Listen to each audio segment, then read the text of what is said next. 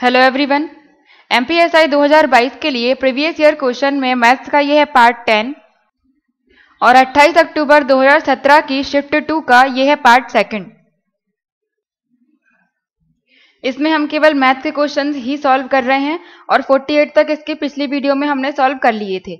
उसके बाद 49th है अ ट्रक ट्रेवल, एक ट्रक चलता है इतने की स्पीड से पहले 1.5 आवर के लिए। तो 1.5 आवर मतलब 1 कंप्लीट 1/2। इसको हम कैसे लिख सकते हैं? 2 × 1 2, 1 का इंटू 2 में करेंगे 2 और +1 3, 3/2। तो पहले 3/2 घंटे के लिए वो 90 की स्पीड से चलता है, या फिर हम ऐसे भी कह सकते हैं 90 किलोमीटर प्रति घंटा, मतलब 1 घंटे में पहले 1 घंटे में तो वो 90 किलोमीटर तक जाएगा, 1 घंटे में वो 90 किलोमीटर तक चल लेता है। उसके बाद हमें ये आधा घंटा और लेना है, तो आधे घंटे में कितनी कर लेगा? 45 किलोमीटर तक और चला जाएगा आधे घंटे में। तो कितना हो गया? 5, 3 और 1, 135 किलोमीटर तक की दूरी उसने तय कर ली 1.5 घंटे में। 1.5 घंटे मतलब 3/2 कह लो, या फिर 2 से इसको डिवाइड कर देंगे तो 1.5। तो 1.5 घंटे में, आवर्स में, उसने 135 किलोमीटर तक की दूरी तय कर ली और इसके बाद वह 70 किलोमीटर प्रति घंटा की स्पीड से चलता है। तो ट्रक को 310 किलोमीटर तक की डिस्टेंस कवर करने में कितना टाइम लगेगा? पहले वह 90 की स्पीड से गया तो 1.5 घंटे तक उसने 135 किलोमीटर तक की दूरी तय कर ली। इसके बाद वह 70 की स्पीड से चलेगा, तो 70 की स्पीड से वो कितनी दूरी तय कर लेगा? कुल दूरी है 310, टोटल तो 310 बताना है हमें। तो 310 में से 135 उसने कवर कर लिए हैं, या इतना वो चल चुका है। तो बाकी बचा हुआ कितना? 10 में से 5 5, 10 में से 3 7 और ये 2 में से 1 1, 175 किलोमीटर अब बचे हैं जो कि वह तय करेगा 70 की स्पीड से।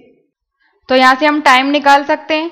कुल दूरी कितनी है? 175 तक उसे जाना है और गति या स्पीड दी गई 70, तो इसमें हम 70 से डिवाइड कर दें तो टाइम हमें पता चल जाएगा। या फिर फॉर्मूला क्या होता है? Speed equal to distance by time, चाल बराबर दूरी बटे समय। यहाँ पर हमें समय निकालना है, तो टी को हम इधर ले आए और दूरी में डिवाइड कर देंगे चाल का या फिर स्पीड का। तो टाइम या समय निकालने के लिए हम डिस्टेंस में या दूरी में, जो कि 175 है, डिवाइड कर देंगे स्पीड का या चाल का, जो कि है 70। 70 से इसमें डिवाइड करें, इसको हम कैंसिल करेंगे तो 5 से 3 बार 5 3 से 15, 2 बचे, तो 5 बार 25, फिर इसको 5 1 से 5, 2 बचे, 5 4 बार चला जाएगा 20, फिर ये 7 से कर दें, 7 2 जा 14 और 7 5 जा 35। यहाँ से हमें मिल गया 5/2, मतलब 175 किलोमीटर तक की दूरी तय करने में उसे टाइम लगेगा 5/2। या फिर हम इसको और सॉल्व कर लें, 2 से करेंगे तो 2 2 जा 4, फिर 1 बचे, 2.5 घंटे।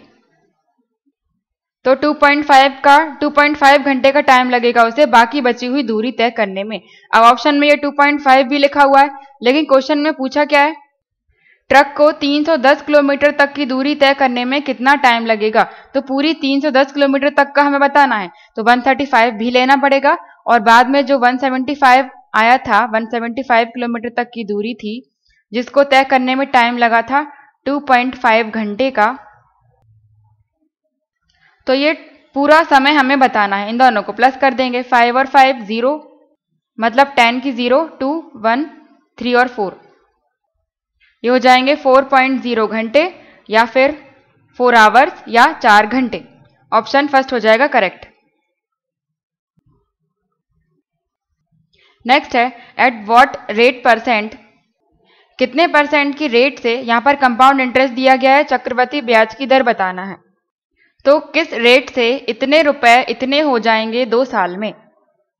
पहला तरीका तो फॉर्मूले से कर ही सकते हैं, या फिर इतने रुपए हैं 8000, जो कि 8820 हो रहे हैं 2 साल में। इसको हम थोड़ा छोटा कर सकते हैं, किसी से डिवाइड हो रहा हो तो 2 से डिवाइड कर दें, या फिर पहले 0 से 0 कैंसिल कर दी, उसके बाद 2 से करेंगे तो 4 बार और 0 0, और 2 से 4 बार 4 और 2 1 जा 2। और इसके बाद हम देखें तो इसके बाद अब ये डिवाइड हो नहीं रहा है, तो यहाँ से हम कह सकते हैं कि 400 रुपये 441 रुपये हो रहे हैं 2 वर्ष में, 2 ईयर्स में। यहाँ पर हम रेट या फिर ब्याज की दर निकालने के लिए इन दोनों राशि पर स्क्वायर रूट लगा देंगे। ये हो जाएगा 400 और इसका स्क्वायर रूट लगा देंगे, स्क्वायर रूट या फिर वर्गमूल, और 441 इस पर भी। यहाँ पर हमने वर्गमूल या फिर स्क्वायर रूट ही क्यों लगाया, क्योंकि इसका मतलब क्या होता है कि पावर 1/2। इसको हम 441 की पावर 1/2 इस तरह से भी तो लिख सकते हैं, क्योंकि यहाँ पर टाइम 2 ईयर्स या फिर 2 वर्ष दिया गया था, इसलिए हमने इसकी पावर 1/2 लगाई। अगर यहाँ पर 3 दिया गया होता तो हम पावर 1/3 लगाते, तो हम क्यूब रूट ले लेते या फिर घनमूल, इस तरह से हम लिख देते जो भी नंबर होता। या फिर अगर यहाँ पर टाइम 4 ईयर्स या 4 वर्ष दिया होता तो हम पावर 1/4 लेते। इसी तरह से जो भी टाइम दिया गया हो उसको हम 1 के डिवाइड में लेते हैं। 2 दिया था तो हमने 1/2 लिया, इसका मतलब क्या होता है स्क्वायर रूट या फिर वर्गमूल। अब इसको हम सॉल्व करेंगे तो यह आ जाएगा 20 और 441 होता है 21 का। अब यहां से हम डायरेक्ट रेट या फिर दर निकाल सकते हैं। 20 से 21 हो गए तो ब्याज कितने का लगा, 1 रुपए का। तो 1 डिवाइड में कितने से लिया, 20 से और इंटू 100। इसको हम ऐसे मान सकते हैं कि 20 रुपए थे, बाद में 21 रुपए हो गए, तो ब्याज या फिर इंटरेस्ट कितने का लगा होगा, 1 रुपए का। तो 1 रुपए का इंटरेस्ट या फिर ब्याज, और डिवाइड में पहले वाले रुपए लेते हैं हम, डिवाइड में 20, और परसेंट में निकालना है तो हम इंटू 100 कर रहे हैं। यहाँ से 0 से 0, 2 से 5, तो रेट आ जाएगी 5% या फिर ब्याज की दर आ गई 5%। आंसर हो जाएगा ऑप्शन 4। या फिर अगर हम फॉर्मूले से करें तो फॉर्मूले से कर सकते हैं, अमाउंट इक्वल टू प्रिंसिपल या फिर मूलधन, ब्रैकेट में मतलब ये मल्टीप्लाई में चल रहा है, 1 + r डिवाइड में 100, और ये पावर है टाइम की जो कि हमने n लिख दिया, या फिर इसकी जगह पर t भी लिख सकते हैं। अब ये p मल्टीप्लाई में है तो हम इसको डिवाइड में ला सकते हैं, तो ये हो जाएगा a डिवाइड p। p मतलब मूलधन जो पहले था और a मतलब अमाउंट जो कि बाद में हो गया। तो बाद में कितना हो गया, 8820 और डिवाइड में पहले कितना था 8000, इक्वल टू 1 प्लस रेट तो हमें निकालनी है तो उसकी जगह पर r लिख दिया, डिवाइड 100, और टाइम दिया है 2 ईयर्स का तो n की जगह पर 2। अब यहां से हम कैंसिल करेंगे, 0 से 0, 2 से 4, 4 1, और 2 से ये 4 0 0। सेम वही चीज यहां पर हो गई, यहां पर पावर है 2, इसको हम इक्वल टू के उस तरफ लेकर जाएंगे तो पावर हो जाएगी 1/2। ये हो जाएगा 441 डिवाइड में 400। इस पूरे की पावर हम 1/2 लगाएंगे, या फिर उसका मतलब क्या होता है स्क्वायर रूट या फिर वर्गमूल, तो हमने डायरेक्ट लिख दिया इक्वल टू 1 + r/100। यहां से बाहर निकल कर आएगा 21 डिवाइड में 400 का आएगा 20, इक्वल टू 1 + r डिवाइड 100। अब ये 1 प्लस का है उस तरफ लेकर जाएंगे इक्वल टू के तो माइनस का हो जाएगा, 21 डिवाइड 20 माइनस के 1 इक्वल टू r डिवाइड 100। यहां पर हम एलसीएम लेंगे, 1 मान सकते हैं, डिवाइड में आ गया 20, 20 का 20 में डिवाइड 1 हो जाएगा, और 1 का इंटू करेंगे 21 में तो 21, माइनस 1 का डिवाइड करेंगे 20 में तो 20 मिलेगा, और 20 into 1 equal to 20 equal to r/100। ये माइनस करेंगे तो 1 बचा, 21 में से 20 माइनस करे तो 1, और डिवाइड में 20 इक्वल टू r/100। या तो हम यहाँ पर क्रॉस मल्टीप्लाई कर दें, या फिर ये इक्वल में है तो हम डायरेक्ट यहाँ पर कैंसिल कर सकते हैं, 0 से 0, 2 से 5। अब कर देंगे 5 इंटू 1, 5 इक्वल टू, यहाँ पर कुछ नहीं बचा, 1 into r equal to r, तो रेट मिल गई 5%, ऑप्शन 4। नेक्स्ट है, यहाँ पर हमें फिर से रेट बतानी है, ब्याज की दर बतानी है, जिससे कि सिंपल इंटरेस्ट या साधारण ब्याज 2/5 गुना हो जाए प्रिंसिपल के या मूलधन के 10 वर्षों में। इसका मतलब पहले अगर हम 1 मान लें तो कितना करना है, 2/5 करना है। या फिर इसको सिंपल हम फॉर्मूले से भी कर सकते हैं। सिंपल इंटरेस्ट या साधारण ब्याज का फॉर्मूला क्या होता है, प्रिंसिपल या मूलधन इंटू रेट या दर इंटू टाइम डिवाइड में 100। यहाँ पर जो सिंपल इंटरेस्ट है या ब्याज है वो 2/5 हो रहा है, 2/5 गुना हो रहा है प्रिंसिपल का या मूलधन का। तो प्रिंसिपल या फिर मूलधन अगर हम P रुपए मान लेते हैं तो ब्याज कितना हो जाएगा, 2/5 गुना लेना है हमें इसी का। ये हो गया सिंपल इंटरेस्ट या साधारण ब्याज। तो यहाँ पर इस सिंपल इंटरेस्ट की जगह पर हम लिख सकते हैं यही 2/5P इक्वल टू, प्रिंसिपल तो हमने वही माना था P या फिर मूलधन।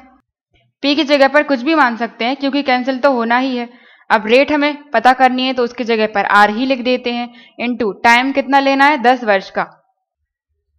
तो टाइम 10 डिवाइड में 100। 0 से 0, जो कैंसिल हो रहा है सब हम कैंसिल करेंगे। तो P से P भी कैंसिल हो जाएगा, 5 से 2 बार। अब यहाँ पर क्रॉस मल्टीप्लाई करेंगे तो यहाँ पर है 2 और यहाँ पर है 2, तो 2 इंटू 2 हो जाएगा 4 इक्वल टू, यहाँ कुछ नहीं बचा 1। अब 1 का मल्टीप्लाई इस पूरे में करेंगे तो यहाँ केवल R ही है, तो R। तो रेट आ गई 4% की, ऑप्शन फर्स्ट। नेक्स्ट है, इसको हमें सॉल्व करना है 180 इंटू 15। सिंपल है, सॉल्व करने के लिए हम वर्ड मास फॉलो करेंगे, ब्रैकेट ऑफ डिवाइड मतलब भाग, मल्टीप्लाई, फिर ऐड और फिर सब्ट्रैक्ट। अब यहाँ पर ब्रैकेट तो कुछ भी नहीं है क्वेश्चन में, और फिर डी डिवाइड वाला पार्ट भी कुछ नहीं है, फिर मल्टीप्लाई m, तो इनटू का साइन यहाँ पर दिया हुआ है ये और ये। तो पहले हम इनटू करेंगे तो ये हो जाएगा 180 का मल्टीप्लाई करेंगे 15 में, तो 0 की 0, फिर 0 तो हटा दिया, फिर 15 का 8 में 120 की 0, फिर 12 और 15 27, फिर ये माइनस का साइन, 12 का 2 में करेंगे तो 24 और 0 और है साथ में तो ये 0 डिवाइड। अब यहाँ पर हम इनटू का साइन पहले करेंगे तो पहले इन दोनों को सॉल्व करेंगे, प्लस को भी छोड़ देंगे, फिर 2 इंटू 55 इन दोनों को बाद में, मतलब पहले हमें इनटू और इनटू सॉल्व करना है।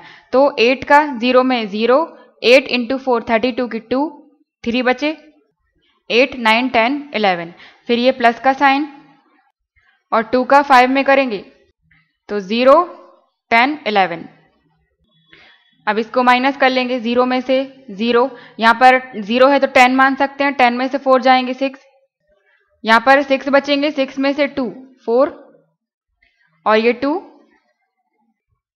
अब इनको प्लस करेंगे तो 0, 2 और 1 3, 1 और 1 2, और ये एक और 1 बचा था तो 1 2 3 0, 0 से 0 कैंसिल। इसको हम 3 से डिवाइड कर दें, 3 8 जा 24, 3 2 जा 6, 3 4 जा 12, 3 1 जा 3। फिर इसको हम अगर 41 2 तो 2 2 जा 4, 2 4 जा 8, 41 से डायरेक्ट डिवाइड हो रहा है 2 बार, तो इक्वल टू हमें मिल गया 2। तो करेक्ट आंसर हो जाएगा 2, ऑप्शन सेकंड। नेक्स्ट है, इसको हमें सॉल्व करना है 4 की पावर 4 इंटू 24 की पावर 3 डिवाइड में 2 की पावर है 16। तो यहाँ पर 2 की पावर लगी हुई है तो हम ऊपर भी 2 की पावर में ला सकते हैं नंबर को, जिससे कि 2 की पावर को हम प्लस माइनस कर सकें। 4 को हम क्या लिख सकते हैं, 4 को 2 की पावर 2 लिख सकते हैं। तो इस 4 की जगह पर हमने लिख दिया 2 की पावर 2, और इसकी पावर 4 पहले से लगी हुई थी तो उसको हम और लिख देंगे पावर 4 इंटू 24 को कैसे लिख सकते हैं, 4 3 जा 12, इस तरह से भी लिख सकते हैं 4 3 जा 12 और इंटू 2 24, तो 2 ये हो गए और 1 ये, तो इसको हम कैसे लिख सकते हैं 2 की पावर 3 और इंटू में ये 3 और रहेगा। इस पूरे का मतलब क्या हो गया, इसका मतलब 24 ही हो गया, तो इस 24 की जगह पर हम ये लिख रहे हैं, तो यह आ जाएगा 2 की पावर 3 इंटू 3, और ये पावर लगी हुई है पूरे की भी 3, तो इन दोनों की एक साथ में पावर हमने लिख दी 3। अब डिवाइड में 2 की पावर 16, इसके बाद हम इसको और सॉल्व करें तो पावर के ऊपर पावर रहती है तो दोनों को हम मल्टीप्लाई कर देते हैं, गुणा कर देते हैं। तो 4 इंटू 2 8 हो जाएगा। ये हो जाएगा 2 की पावर 8 इंटू, और यहाँ पर 2 की पावर 3 और 3, इन दोनों की पावर लगी हुई है 3, तो इस पावर को हम दोनों नंबर के ऊपर लगा सकते हैं। इसको हम अकेले इतने को देख रहे हैं, हम 2 की पावर 3 है, इसके ऊपर ये 3 पावर और लगा सकते हैं क्योंकि है तो उन दोनों के ऊपर ही, फिर इनटू और ये 3 की पावर 3। इस तरह से इस पावर को हम इन दोनों के ऊपर अलग अलग करके लगा सकते हैं इस तरह से, और इसको हम सॉल्व करके लिख रहे हैं। अब पावर के ऊपर पावर दोनों को मल्टीप्लाई कर देंगे, 3 इंटू 3 9 हो जाएगा, 2 की पावर 9 और इंटू 3 की पावर 3, और ये डिवाइड में हो गया 2 की पावर 16। अब इन पावर्स को हम प्लस कर सकते हैं क्योंकि यहाँ पर बेस या फिर आधार समान है, तो जब भी कभी दो नंबर में बेस या आधार समान होते हैं और वे गुणा में होती हैं तो उनकी पावर को हम जोड़ देते हैं। यहाँ पर a और a आधार समान हो गया तो इनकी पावर आपस में जुड़ जाएंगी, ये फॉर्मूला होता है, तो m प्लस n हो जाएंगी। तो यही चीज हम यहाँ पर कर सकते हैं। आधार क्या है 2 और पावर हो जाएंगी 8 प्लस 9 17 इंटू बाकी बचा हुआ 3 की पावर 3 और डिवाइड में ये 2 की पावर 16। जब भी आधार या फिर बेस समान होते हैं तो गुणा में तो पावर्स जुड़ जाती हैं, लेकिन अगर वही नंबर डिवाइड में है या भाग में है तो उनकी पावर्स आपस में माइनस हो जाएंगी। तो यहाँ पर a की पावर m और a की पावर n, a मान लो कोई भी नंबर हो गया, तो इनकी पावर्स आपस में माइनस हो जाएंगी, घट जाएंगी। तो ये हो जाएगा m माइनस n। ऊपर वाली पावर से नीचे वाली को हम माइनस कर देंगे। यही फॉर्मूला, यही चीज हम यहाँ पर लगाएंगे।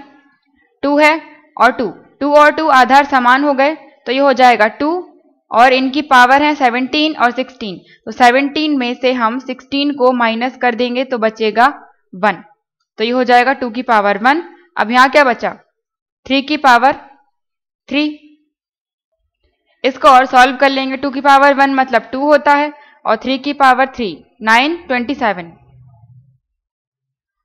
27 का इसमें मल्टीप्लाई कर देंगे, 14 2 2 जा 4 5 54, ये हो जाएगा आंसर 54। ऑप्शन फर्स्ट हो जाएगा राइट।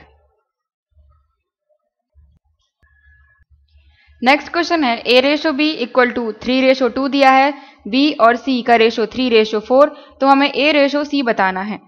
कोई भी नंबर अगर रेशो में लिखा गया है, मान लो a रेशो c है, तो इसका मतलब क्या होता है a डिवाइड में c, इसको ऐसे लिख सकते हैं।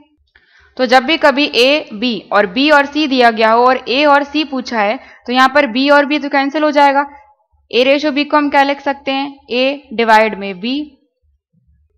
हमें ये देखना है कि हमें a by c, a divide में c कैसे मिल सकता है। तो अगर हम a अपॉन b जो कि a रेशो b होता है और b रेशो c जिसको हम b बाय c इस तरह से भी लिख सकते हैं, तो ये बराबर किसके होगा a डिवाइड c के होगा, मतलब a रेशो c के बराबर होगा। यहाँ से अगर b और b को कैंसिल कर दें हम तो क्या बचेगा a और c, यही तो बचेगा। और हमसे क्वेश्चन में पूछा है इसकी वैल्यू हमें बतानी है, तो यहाँ पर हम a और b की जगह पर क्या लिख सकते हैं 3 रेशो 2 इंटू b और c की जगह क्या लिख सकते हैं 3 रेशो 4, ये मिल जाएगा a बाय c। सॉल्व करेंगे 3 और 3 9 और 2 और 4 8, तो 9 बाय 8 मिल गया हमें a बाय c, और a बाय c को ही हम क्या लिख सकते हैं a रेशो c, और इसको हम क्या लिख सकते हैं 9 रेशो 8। तो हमारा राइट आंसर हो जाएगा ऑप्शन फोर्थ। या फिर जो सिंपल तरीका होता है वैसे भी हम कर सकते हैं a ratio b, a b और b c दिया गया है तो a रेशो b और फिर हम रेशो सेम नंबर के नीचे सेम लिखेंगे, तो b के नीचे b आएगा b रेशो c। इस तरह से हमें इन रेशो को लिखना है जिससे हमें a b c तीनों का रेशो मिल जाएगा। तो a रेशो b कितना दिया गया है 3 रेशो 2 और b रेशो c है 3 रेशो 4, तो हमें b वाले पार्ट को इस b के नीचे ही लिखना है, तो ये हो जाएगा 3 रेशो 4। अब इसके साइड में जो खाली जगह है तो इसके साइड वाला नंबर ही हम यहां पर लिख देंगे, तो यहां आ जाएगा 2 और 3 के साइड में आ जाएगा 3। फिर नीचे की तरफ मल्टीप्लाई करेंगे, 3 और 3 9, रेशो 2 इंटू 3 6, रेशो 2 इंटू 4 8। तो हमें ये मिल गया तीनों का रेशो, ये हो जाएगा A, ये B और C। अब क्वेश्चन में पूछा है A रेशो C, तो A देखना है और C देखना है, तो A कितना है 9 और C है 8, तो आंसर हो जाएगा 9 रेशो 8, ऑप्शन 4th। नेक्स्ट है, एक मिक्सचर है या एक मिश्रण है 70 लीटर का वाइन का और वाटर का, जिसमें वाटर है 10%। तो इसमें कितना पानी और मिलाया जाए कि मिश्रण में 37% वाटर हो जाए, 37% पानी हो जाए। मिश्रण में वाइन और वाटर है, शराब और पानी है। तो वाइन के लिए हम WI ले रहे हैं क्योंकि W और W एक साथ हो रहे हैं, या फिर हम हिंदी में ले लेते हैं, ये हो गया शराब या फिर वाइन, ये वाटर या पानी। अगर पानी या वाटर 10% है तो बाकी बचा हुआ क्या होगा, शराब। तो शराब की मात्रा कितनी हो गई 90%। यहां से हम 0 से 0 कैंसिल कर दें तो 9 और 1, 9 रेशो 1 में होंगे उसमें शराब या पानी, और कुल कितने लीटर का है 70 लीटर का। तो यहां से हम मात्रा निकाल सकते हैं, ये कितना लीटर बना रहे हैं 70 लीटर बना रहे हैं।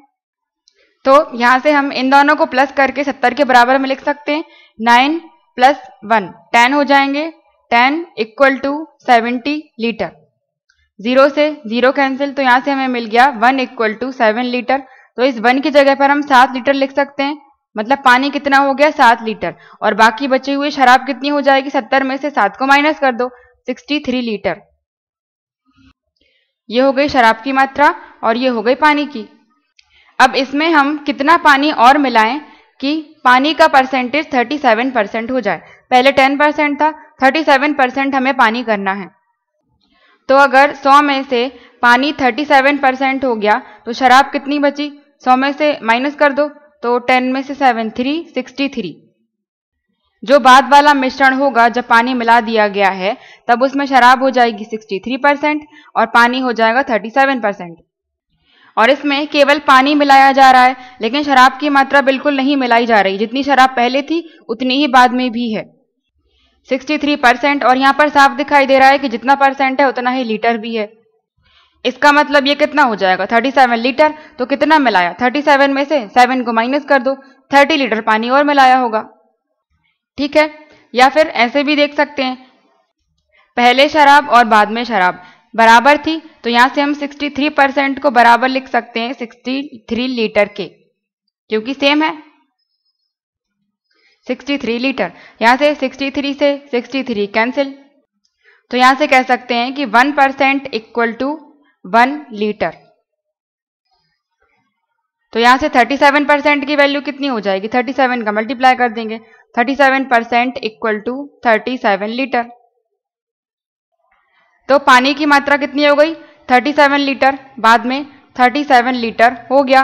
पहले 7 लीटर था, बाद में 37 हो गया, तो कितना और मिलाया गया होगा, 37 में से 7 को माइनस कर दो, 30।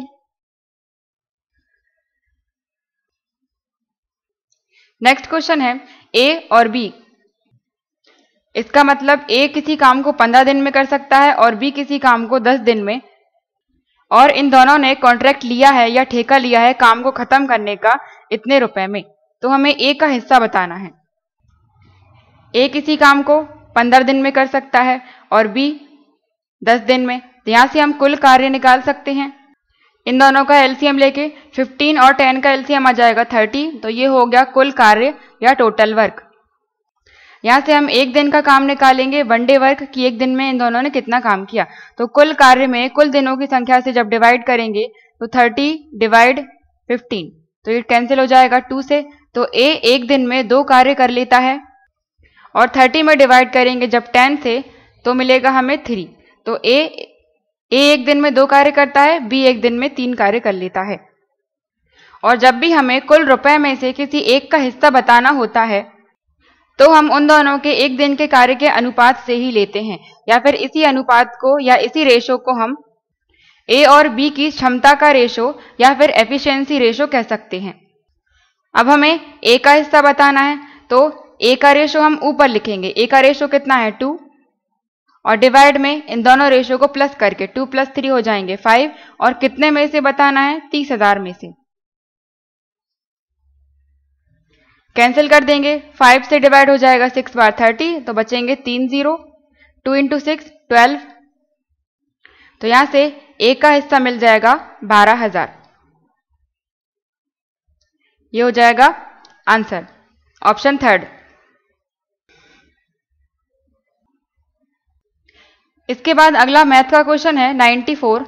यहाँ पर एक फिगर या एक चित्र दिया गया है जिसमें एंगल ए डी बी, तो मतलब बीच वाला एंगल हम देखते हैं, डी वाले एंगल की वैल्यू हमें बतानी है। ए डी बी, तो बीच वाले को हम देखते हैं, तो ये एंगल हमें फाइंड करना है। यहाँ पर हम देखें ए सी बी डी, या फिर हम ये चित्र फिर से बना लेते हैं। ये हो गया वृत्त या सर्किल, ये हो गया सी और बी एंगल, ये है ए, और ये हो जाएगा डी। और ये जो स्पर्श रेखा या फिर टेंजेंट बनाया गया है पी और टी, इसकी हमें कोई जरूरत नहीं है, इसके बिना भी सॉल्व हो जाएगा, तो हम बना नहीं रहे हैं। और इसमें बी और ए को जोड़ा गया है, ये हो जाएगा बी और ए, जिसमें से ये वाला एंगल 48 सी कोण दिया गया है 48 डिग्री, और हमें डी बताना है, ए डी बी। यहां पर हम देखें ए डी बी और सी, ये एक चक्रीय चतुर्भुज बन रहा है या फिर साइक्लिक क्वाड्रिलेटरल बन रहा है। साइक्लिक क्वाड्रिलेटरल क्या होता है? जो कि एक वृत्त के अंदर बना हो या सर्किल के अंदर बना हो, और जिसकी चारों भुजाएं या चारों साइड्स वृत्त की परिधि को स्पर्श करें। ये भी एक चतुर्भुज है और इसकी चारों भुजाएं वृत्त की परिधि को स्पर्श कर रही हैं, तो ये चक्रीय चतुर्भुज हो जाएगा या फिर साइक्लिक क्वाड्रिलेटरल हो जाएगा, जो कि सर्किल के सर्कमफ्रेंस को टच करे।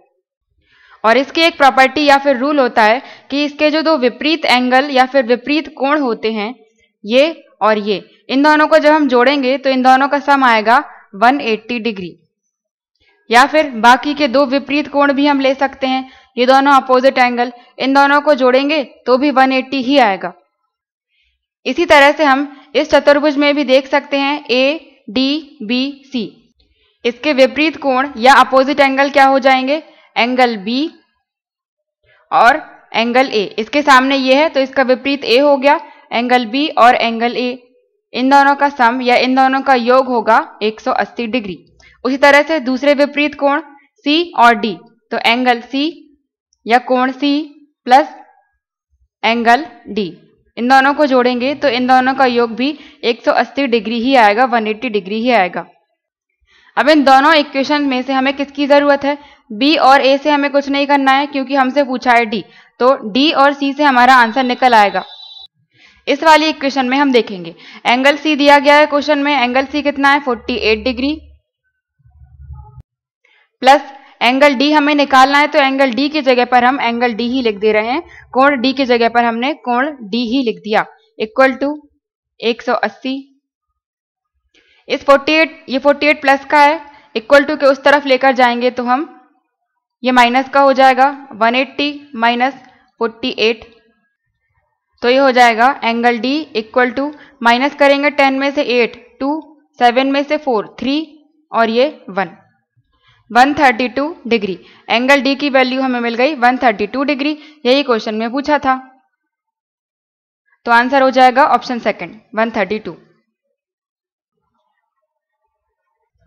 नेक्स्ट है जो कि लास्ट क्वेश्चन है शिफ्ट का, 2/3a, ये मल्टीप्लाई में है, तो 2/3 ऑफ a इक्वल है 75% ऑफ b। ऑफ की जगह पर या फिर का की जगह पर हम इनटू का साइन लगाते हैं, तो ये हो जाएगा 75% है, परसेंट का साइन हम हटाएंगे तो डिवाइड में 100 लिख सकते हैं, into b equal to 0.6 of c, तो 0.6 ऑफ की जगह पर, या फिर या तो यही लिखा है का है ही नहीं, तो ऑफ की जगह पर हम इनटू लगाते हैं, ये c, तो हमें इन तीनों का रेशो बताना है, ए बी सी, इन तीनों का रेशो। तो इसको हम थोड़ा सा सिंप्लीफाई कर लें, थोड़ा सरल कर लें। पॉइंट हटाएंगे हम, डिवाइड में 10 आ जाएगा और इसको हम कैंसिल कर सकते हैं। 2 से कैंसिल करेंगे 3 बार और 2 से 5 बार। इसी तरह से यहाँ पर हम 25 से ये 3 बार और 25 से 4 बार डिवाइड हो जाएगा। फिर यहाँ पर क्या बचा, ये इक्वेशन क्या हो जाएगी, 2/3a इक्वल टू 3 और 4 है तो 3/4b इक्वल टू, यहाँ पर 3 बचा, 3/5, 3/5 ऑफ c। अब इसको सॉल्व करने के दो तरीके हैं। या तो पहला तरीका कि जो नीचे दिए गए नंबर हैं इनको हम हटाने की कोशिश करें। तो इनको हटाने के लिए क्या करेंगे, इन तीनों के एलसीएम से हम इनमें मल्टीप्लाई कर देंगे। जैसे एलसीएम आ जाएगा 5 4 3 का 60, 60 का मल्टीप्लाई इसमें करेंगे तो 20 और तो 40a आ जाएगा, पर उस थोड़ा लॉन्ग पड़ जाएगा। तो यहाँ पर हमें a ratio b ratio c निकालना है। तो अगर हमें a रेशो b मिल जाए अलग अलग और b रेशो c अलग मिल जाए तो हम इनको कंबाइन करके a b c तीनों का रेशो निकाल सकते हैं। तो यहाँ पर a रेशो b हमें कैसे मिल सकता है, जब हम इन दोनों को पहले अलग लिख लें एक साथ, या फिर ऐसे भी थोड़ा बड़ा हो जाएगा। पहले इन दोनों से a रेशो b निकाल लेंगे, फिर इन दोनों को एक साथ हम लिखकर b और c निकाल लेंगे। a ratio b ratio c मिलेगा, इन दोनों से a b c तीनों का रेशो निकल जाएगा। या फिर एक और तरीका क्या है, 2/3a इक्वल, ये सब इक्वल में है तो इसके इक्वल में क्या हम 1 मान सकते हैं, 1 या फिर कोई भी कांस्टेंट वैल्यू या फिर x भी मान सकते हैं, पर 1 से थोड़ा शॉर्ट पड़ जाएगा। अब हम यहां से इन तीनों का रेशो निकालेंगे, ये है a b और c। अगर हम इतने हिस्से में देखें 2/3 ऑफ a और ये 1, इन दोनों को साथ में लिख सकते हैं क्योंकि इसके बराबर में ये है, इसके बराबर में ये है और इसके बराबर में 1 है। इसका मतलब क्या हो गया, 2/3a 1 के बराबर में भी तो है, तो 2/3a इक्वल टू हमने लिख लिया 1। यहां से हम a की वैल्यू निकाल सकते हैं, ये क्या है 2a और इस 1 के नीचे कुछ नहीं है तो 1 मान लिया। क्रॉस मल्टीप्लाई करेंगे तो 2a का मल्टीप्लाई 1 में तो कितना आ जाएगा, 2a इक्वल टू 1 का इंटू 3 में तो 3, और ये 2 मल्टीप्लाई में है तो डिवाइड में आ जाएगा, तो ये हो जाएगा 3/2। तो a की वैल्यू हमें मिल गई यहां से 3/2। a कितना आ गया, 3/2। ये हम इन तीनों की वैल्यू निकालकर इन तीनों का रेशो निकालेंगे। जैसे हमने a की वैल्यू निकाली वैसे ही हम b की निकाल लेंगे, इसको और इसको साथ में लिखकर। ये हो जाएगा 3/4 और ये b इसके इंटू में ही था, 3b/4 इक्वल टू 1, नीचे कुछ नहीं है तो 1 मान लिया। क्रॉस मल्टीप्लाई करेंगे 4 का 1 में तो 4 इक्वल टू 3b इंटू 1 तो 3b, और ये मल्टीप्लाई में है तो इसके डिवाइड में आ जाएगा और यहां से हट जाएगा। तो b बराबर कितना मिल गया हमें, 4/3। b आ गया 4/3। अब c की वैल्यू भी हम ऐसे निकालेंगे तो इन दोनों को साथ में लिख सकते हैं। यहाँ पर क्रॉस मल्टीप्लाई करेंगे 3c का, नीचे 1 मान लिया, 3c का इंटू करेंगे 1 में तो आ जाएगा 3c इक्वल टू 5 का इंटू 1 में तो 5, 3 मल्टीप्लाई में है डिवाइड में आ जाएगा और यहां से हट जाएगा। c की वैल्यू आ गई 5/3। अब ये क्या आ गया, यही तो हमारा आंसर है, लेकिन यहाँ पर थोड़ा और सॉल्व करके लिखा गया है। ये भी रेशो ही है, a ratio b ratio c, लेकिन हमें इसको थोड़ा और सॉल्व करना पड़ेगा, इसको छोटा करना पड़ेगा, भिन्न को हटाना पड़ेगा। तो जब भी कभी हमें फ्रैक्शन को या भिन्न को हटाना पड़ता है तो नीचे वाले नंबर का एलसीएम लेकर हम उसमें मल्टीप्लाई करते हैं। 2 3 3, इन तीनों का एलसीएम आ जाएगा 6, तो 6 का हम इन तीनों में मल्टीप्लाई कर देंगे, इंटू 6 है ये, इंटू 6। अब 2 से 6 को डिवाइड करेंगे तो 3 बार डिवाइड हो जाएगा, 2 से 3 बार, और 3 इंटू 3 कितने होते हैं, 9। तो a का पार्ट हमें मिल गया। अब 3 से 6 को डिवाइड करेंगे 2 बार, 4 इंटू 2 8, तो b का पार्ट मिल गया 8। इसी तरह से 3 से इसको डिवाइड करेंगे 2 बार, 5 इंटू 2 10। अब ये मिल गया हमें रेशो 9/8/10 ABC तीनों का। आंसर हो जाएगा 9 8 10, ऑप्शन 4 हो जाएगा करेक्ट आंसर। तो ये था लास्ट क्वेश्चन 28 अक्टूबर 2017 की शिफ्ट 2 का। Thank you.